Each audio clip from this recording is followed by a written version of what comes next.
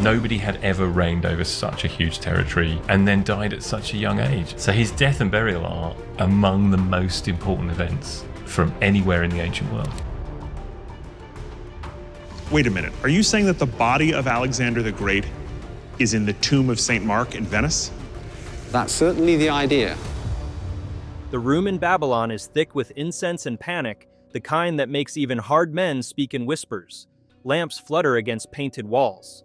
Outside, the Euphrates air hangs hot and metallic, and inside, the most unstoppable person anyone alive has ever seen is suddenly, terrifyingly still. Alexander's generals hover like planets around a dying sun, trying to read his face for an omen, a command, a last sentence that will keep the world from breaking apart. But his eyes, those famous eyes that once looked straight through armies, give them nothing easy. He is there, and yet he is slipping away in slow motion, hour by hour, day by day, in a way that feels less like a heroic death and more like a nightmare nobody knows how to stop. Before we start, hit the like and subscribe buttons for more exclusive news. For more than 2 millennia, the question has burned because it refuses to behave like a clean tragedy. Alexander the Great did not fall in battle with a spear in his ribs. He didn't die in a storm at sea or get crushed under the stones of a collapsing city. He died at 32 at the height of power, in the center of an empire that had no instructions for what to do without him. The stories agree on the shape of it even when they argue over the details. He became ill after a banquet, suffered fever, pain, and weakness, lingered for around 10 to 12 days, and remained lucid long enough for his men to file past him in a silent procession. Then the great engine stopped and the world began tearing itself to pieces. That long, lingering window is exactly why the death feels so personal and so unsettling. A sudden assassination is dramatic, but it's also simple. One moment alive, the next gone. Alexander's end was a corridor you have to walk down with him. It invites the ugliest human questions. How much did he know? How much did he feel? Did he understand that the empire he'd welded together with speed and audacity was about to become a prize carcass for vultures? And worst of all, could the people around him tell the difference between a man dying and a man trapped inside his own failing body? Because the newest and most chilling way of reading the old evidence doesn't just suggest a medical answer, it suggests a horror story. Not a melodramatic one with poison rings and shadowy conspirators twirling mustaches, but something more intimate. A body shutting down piece by piece while the mind stays awake. The kind of death that can look like sleep to everyone else. The kind of death where the tragedy isn't only that he died, but that he might have been conscious for much of the slide, unable to speak, unable to move, watching decisions being made over him as if he were already gone. To understand why that possibility hits so hard, you have to picture how an ancient court handled illness. Babylon in 323 BCE was not a hospital. Physicians existed, and some were brilliant by the standards of their time, but they had no way to measure oxygen, no scans, no antibiotics, no intensive care. They lived in a world of humors and omens where fever could be a natural imbalance or a divine warning, and where the boundary between medicine and ritual was porous. If you were a peasant, you were at the mercy of luck. If you were Alexander, you were still at the mercy of luck. Only now your luck dragged an entire empire behind it. And Alexander had reasons to be vulnerable even before the banquet cup was raised. Years of campaigning had pushed his body into extremes, wounds that never truly healed, riding and marching and fighting under relentless heat, drinking as a social weapon as much as a pleasure, stress so constant it became background noise. The late years of his life were not a calm victory lap.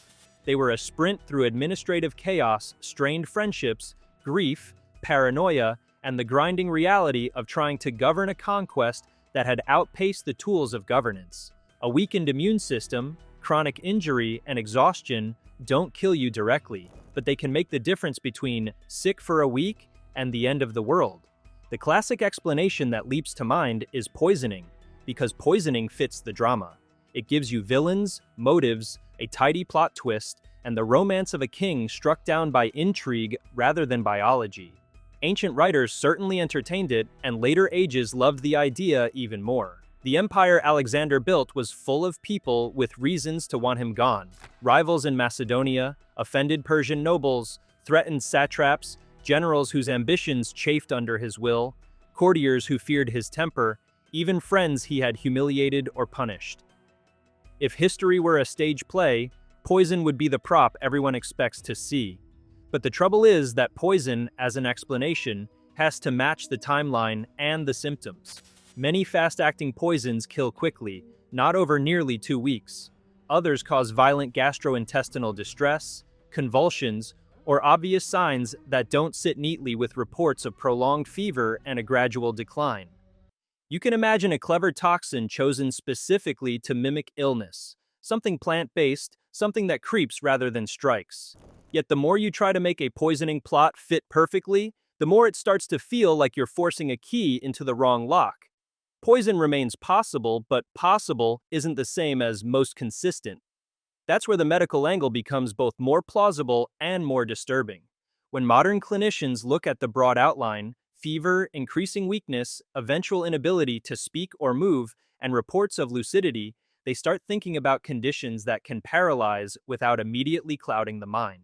One candidate that has repeatedly drawn attention is a severe neurological syndrome that can follow infections, Guillain-Barré syndrome.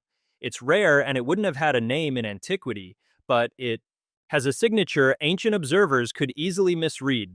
A person becomes progressively weak, often starting in the limbs and climbing upward, sometimes losing reflexes, sometimes struggling to breathe, while remaining mentally present.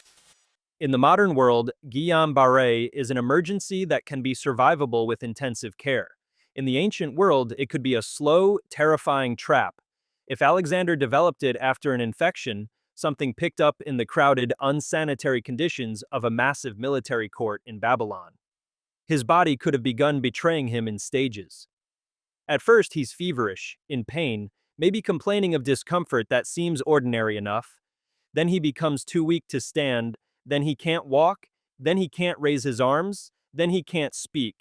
Through all of it, his mind is still there, listening, noticing, trying to command his own muscles and finding only silence. Now add the most infamous detail that has haunted Alexander's death story: the reports that his body did not show signs of decomposition for several days. Ancient people noticed when a corpse changed, and a delay could feel uncanny, like proof of divinity. Later storytellers treated it as a miracle, the way legend often tries to soften an ugly ending with a shimmer of the supernatural. But if you look at it through a grim medical lens, no decomposition becomes something else. The possibility that he wasn't fully dead when everyone thought he was. Severe paralysis can mimic death. Breathing can become shallow and hard to detect. A pulse can be faint. In a world without monitors, he's gone could be a mistake, especially if powerful men wanted certainty and quickly. That's the part that earns the phrase, worse than we imagined, because it doesn't require a grand conspiracy. It requires something more ordinary and therefore more plausible: misinterpretation. The king stops responding. His face becomes still. His chest barely moves. The court panics. The empire cannot afford a leader who might linger indefinitely, neither alive nor dead. Everyone wants a moment they can point to and say, there. That's when the story ends. So they choose it, they announce his death, and if he was still locked inside, still aware, that announcement becomes a kind of living burial. Imagine the sensory reality of that. Alexander, the man who crossed the Hellespont with a handful of Macedonians and took apart the Persian Empire like it was made of paper, lying on a couch unable to blink on command, unable to lift a finger, unable to shape words. Around him, voices, his generals, his friends, his bodyguards, the slap of sandals, the hush of robes, the smell of wine still clinging to the room, the weight of everyone's fear pressing down like a physical thing. Someone asks what will happen next. Someone else argues about who will hold the ring, who will command the army, who will keep order in Babylon. And he can't interrupt them. He can't correct them. He can't tell them what he wants. His empire begins to break while he is still present enough to feel it. Even the famous scene where soldiers file past him takes on a darker shade. Traditionally, it's told as a poignant farewell. The troops, weeping, passing their king as he lies dying, and Alexander acknowledging them with his eyes. It's cinematic in the purest sense, a tableau of loyalty and loss. But set it in a scenario of progressive paralysis and preserved awareness, and it becomes almost unbearable. Those men aren't just saying goodbye to a dying hero, they may be witnessing a man trapped behind his own gaze. His eyes become his only remaining weapon, his last avenue of command and connection, and all he can do with it is look. The politics around him make everything sharper. Alexander had no adult heir ready to step in. His closest companions were not bureaucrats prepared to run a stable state. They were ambitious warlords who had grown used to solving problems with speed and force. Even if they loved him, and some did, the love was braided with dependence and resentment. His presence kept them in orbit. His absence would turn them into colliding comets. So as he deteriorated, the room would have been full of people doing two things at once: grieving and calculating, praying for his recovery, and preparing for the moment they could finally act without him. There are other illnesses that can produce fever and decline, and any honest reading has to leave space for them. Malaria has been suggested because it was common and can be deadly. Typhoid fever has been suggested because it can cause prolonged fever, weakness, and serious complications. Various other infections endemic to the region have been proposed. The truth is that ancient symptom reports are filtered through politics, storytelling, and the limitations of observation. Descriptions like fever and pain are broad buckets. The sources were written later, often with agendas, and they weren't taking clinical notes. You can build multiple plausible diagnoses from the same handful of remembered details. But the reason the paralysis theory keeps returning like a ghost is that it explains not only the medical arc, but also the uncanny cultural residue. It explains why the death doesn't feel like a clean extinguishing. It explains why later generations kept circling back to the strangeness of it. People don't mythologize ordinary fevers as readily as they mythologize mysteries. He died of an infection is common. He lay there, eyes open, and the world couldn't tell whether he was gone is the kind of story that clings to the imagination like smoke. Once you let that darker possibility into the room, everything that happens afterward stops looking like the tidy closing of a life and starts looking like the opening move of a long disaster. The people closest to him were trained for decisive action, not ambiguity, and ambiguity is exactly what a silent, unresponsive body creates. In a court that ran on confidence, certainty itself became a weapon. Whoever spoke with the most conviction about the king's condition, about what he would have wanted, about what the army needed, could begin bending reality. The tragedy is that this doesn't require anyone to be evil. It only requires them to be frightened enough to prefer a clear story to an uncertain truth. That preference for a clear story has a way of hardening fast. Once a decision is spoken aloud in a setting like that, it becomes dangerous to question it. Doubt can look like disloyalty. Skepticism can look like sabotage. If you're a general with troops who need orders, the worst thing you can do is advertise uncertainty. If you're a courtier whose survival depends on being near the center of power, you cannot afford to be the person who says, "What if we're wrong?" Because wrongness is contagious. It infects authority, it spreads like panic through corridors and camps. So the clean story becomes the safe story, and the safe story becomes the official one. From there, the next problem isn't just who rules, but how to claim the right to rule without looking like a thief. Alexander's genius had been to make his personal legitimacy so bright that it lit everything around it. He didn't merely hold power, he generated it. Without that generator, the men around him had to manufacture legitimacy, and there are only so many raw materials for that in an empire stitched together by conquest. Bloodline is one, military command is another, public ritual is another, and then there is the most potent of all, the body. Not the man, but the physical remains that could be displayed, transported, honored, and used like a stamp on a document. That is why, in the days immediately following, the corpse was never simply a corpse. It was a political object with gravity. Every decision about it, who guarded it, who stood nearest, who managed access, became an argument about succession, because access is a form of ownership. It's easy to underestimate how much power lives in ceremony until you watch an empire try to survive without its central figure. The moment the dead king becomes an icon, whoever controls the icon can borrow some of the dead king's authority. That borrowing doesn't need to be honest to work. People want something to kneel to, they want something solid amid uncertainty. A coffin can be solid, and the funeral ritual itself is a kind of theater that tells the world what story to believe. A military leader who presides over the rites looks like the natural heir. A regent who speaks the prayers looks like the chosen caretaker. Even the route taken by the procession can draw invisible lines of control across regions. A body moving through a landscape is like a flag traveling from hand to hand, and each hand that touches it tries to keep it just a little longer. When you picture that, you start to see why the struggle over Alexander's remains became inevitable. It wasn't macabre obsession, it was raw political arithmetic. The maddening thing is that Alexander's own style of rule practically guaranteed this chaos, even if he had died in the most ordinary way imaginable. He had collected and balanced powerful men like a juggler keeping knives in the air. Clever, ruthless, and always in motion. As long as he moved, the knives stayed aloft. But once the motion stopped, gravity returned. Every ambition he had kept in check suddenly had room to expand. Every grudge he had managed with charm or threat now had time to ferment. Every compromise he had forced into existence began snapping back toward old loyalties: Macedonian, Greek, Persian, regional, personal. The empire had been one thing because he insisted it be one thing. Without that insistence, it reverted toward many things.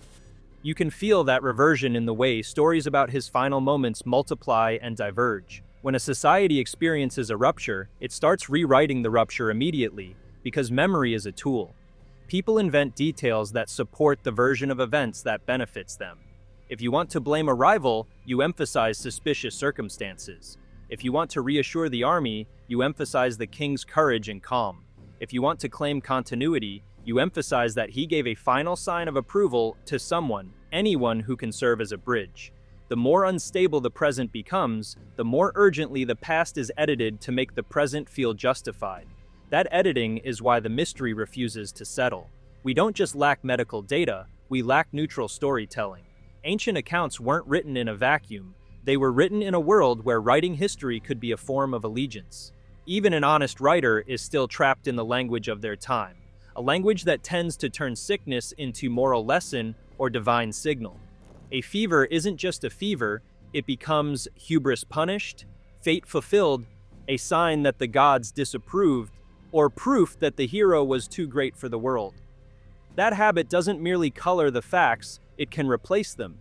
Yet that same habit is what allows the unsettling interpretation to land so forcefully, because it takes the mythic machinery and flips it inside out. The miracle of preservation becomes a misunderstanding. The heroic silence becomes a physiological lock. The noble lingering becomes a prolonged entrapment. It's a reversal that feels almost like a betrayal of the comforting version of the legend, and people often resist it for that reason. We want our heroes to get endings that match their myth.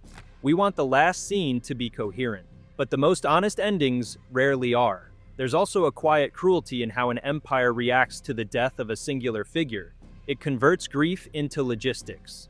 The moment the king can no longer act, lists begin forming. Who commands which units? Who secures which gates? Who communicates with which satraps? Who manages food distribution to the army waiting outside? Who keeps order among foreign contingents who might panic or revolt? Even if every person in that room felt genuine sorrow, sorrow doesn't stop an army from needing rations. It doesn't stop a rival from moving troops. The machinery doesn't pause for mourning, it grinds through it. That grinding can look, from the perspective of the dying, like abandonment.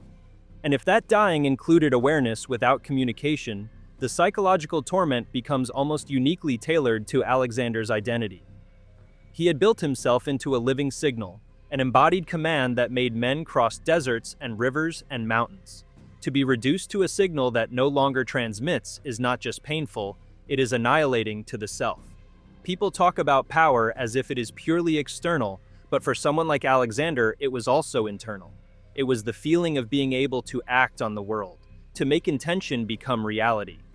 Paralysis doesn't only limit movement, It severs the feedback loop between intention and effect. It turns will into noise trapped inside the skull. This is where the story stops being only about Alexander and becomes about the cost of conquest itself. His empire was the loudest proof that one person's will could reshape continents. If his end was defined by helplessness, then it undercuts that proof in the most brutal way. It says the world can be rearranged by a man, but the man can be rearranged by a tiny, indifferent process inside his own body. That doesn't negate his achievements. It just refuses to let those achievements become a shield against mortality. In a strange way, it restores scale. It forces the legend back into the proportions of a human life.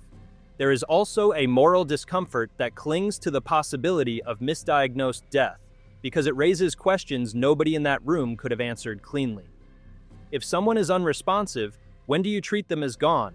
When do you begin rites? When do you announce it to the army, to the cities, to the provinces? In modern terms, we argue about coma, brain death, life support, and the ethics of decisions made under uncertainty. In the ancient world, those questions existed too, but without the vocabulary and the tools to separate categories. The court wasn't choosing between medical protocols, it was choosing between chaos and a story that might hold the army together. If they made the wrong call, the wrongness could be invisible until it was irreversible. That's why the worse interpretation doesn't need to paint the generals as monsters. It only needs to paint them as men living under enormous pressure, forced into decisions with terrible stakes and terrible information. Fear makes people decisive in ways that look, from the outside, cold. The more responsibility you carry, the more you can feel compelled to simplify reality into something manageable. And when the person who could have corrected everyone is the person who cannot speak, simplification becomes destiny. The aftermath proves how quickly simplification turns to fragmentation.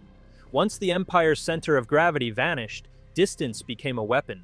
Provinces were far, messages were slow, local commanders could act first and explain later. Whoever controlled communication corridors could delay news, reshape it, or accelerate it to their advantage. In a system held together by a single moving mind, the loss of that mind produces a sudden multiplication of centers. Each general becomes a center. Each satrap becomes a center. Each city with walls and wealth becomes a center. The map begins to crack along the lines of ambition and opportunity. If you liked this video, please give it a like and subscribe to our channel. Also, could you leave your comments below and tell us, what are your thoughts on solving Alexander the Great's death? We want to hear from you. Thank you for watching and see you next time.